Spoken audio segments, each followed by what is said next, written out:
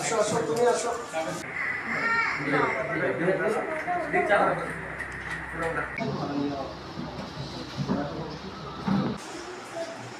ধরো ওইদিকে সাপ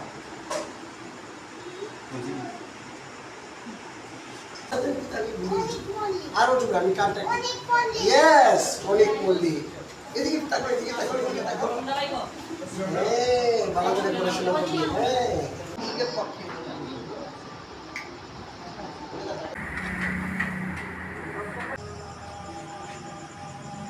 দুপুর প্রেস ক্লাব কর্তৃক আয়োজিত গত 22 এপ্রিল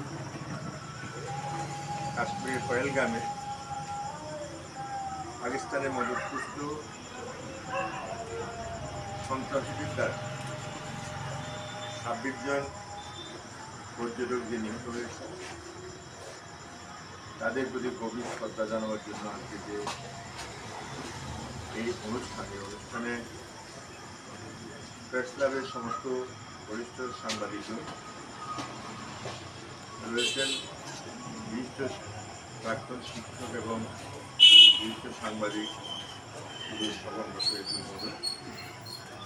এবং মায়েরা, ছোট ছেলেমেয়েরা, সবাইকে আমি আমার নিজের পক্ষ থেকে এবং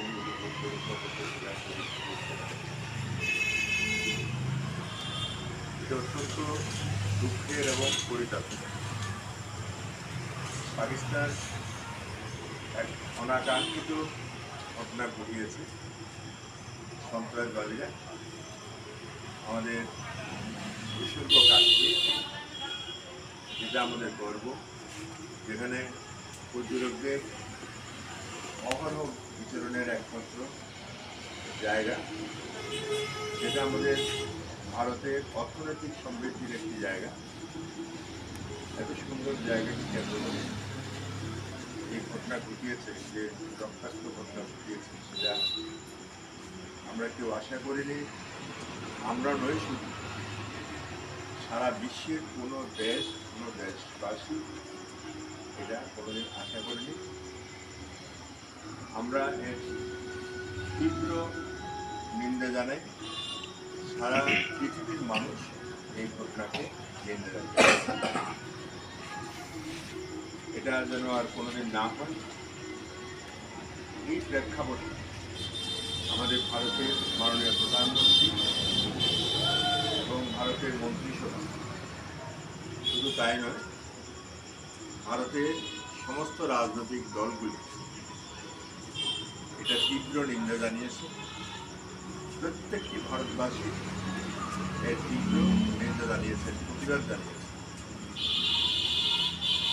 ভারতের মাননীয় প্রধানমন্ত্রী সবসময় বলতেন, যদি আমাদের কেউ চোখ দেখায় তাইলে তাদেরকেও তেমনিভাবে চোখ রাঙিয়ে দেখানো হবে। অর্থাৎ কেউ যদি আক্রমণ করে তার প্রত্যাক্রমণ অবশ্যই করা হবে। তেমনি করেছে। এই ঘটনাকে কেন্দ্র করে কত মায়েদের স্মৃতির সিঁদুর মুছে দেওয়া হয়েছে।